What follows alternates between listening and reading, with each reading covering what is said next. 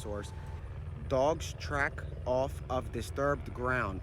The problem is there's so many people clearing areas looking for him that the dog can't get a track because all the officers are contaminating the area. Again, so I'm going to read that part again. So it looks like the canines cannot get a track because officers are contaminating the area.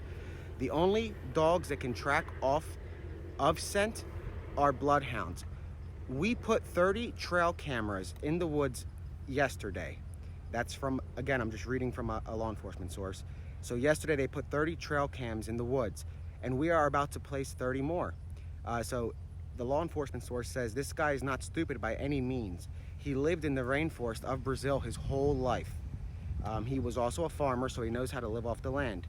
So this specific source has already hit over 70 hours of overtime in the last week, and he's pretty much been living in the woods.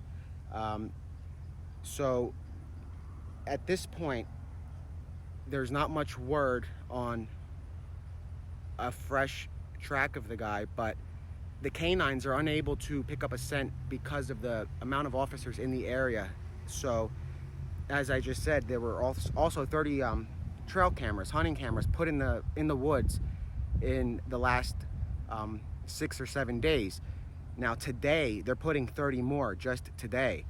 So they do believe he is still in the area, the vicinity, somewhat near the perimeter, if not in the perimeter, at least in the immediate outskirts.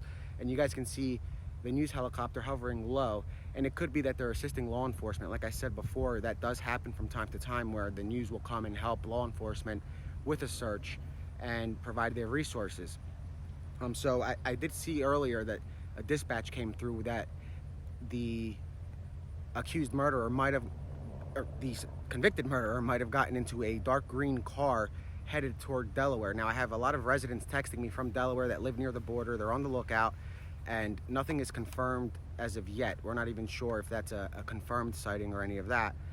But as I said, I'm going to go to the press conference and I'm going to ask the police, the state police, about the miscommunication and the lack of communication with all of the agencies. Is there an established line of communication where all officers working this manhunt have access to? That's going to be my first question. And then I'm going to ask about the map, about a map that was found in his cell, a hand-drawn map leading from the prison to the courthouse.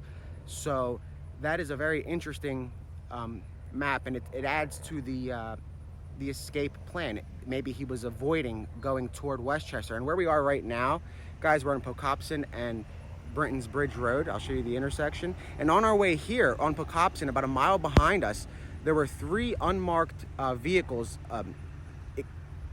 I believe it could be federal agents, given the uniform or the vests. It was an unmarked Suburban with 2 pickup trucks, and they pulled off to the side of the road by the woods. And we just kept going to get to here because we have to go to the press conference in a little bit. But that was just a quick update, guys. Other than that, I have nothing else. I read you guys a little text from a law enforcement source about what they're doing and how they are expanding the search and using more cameras.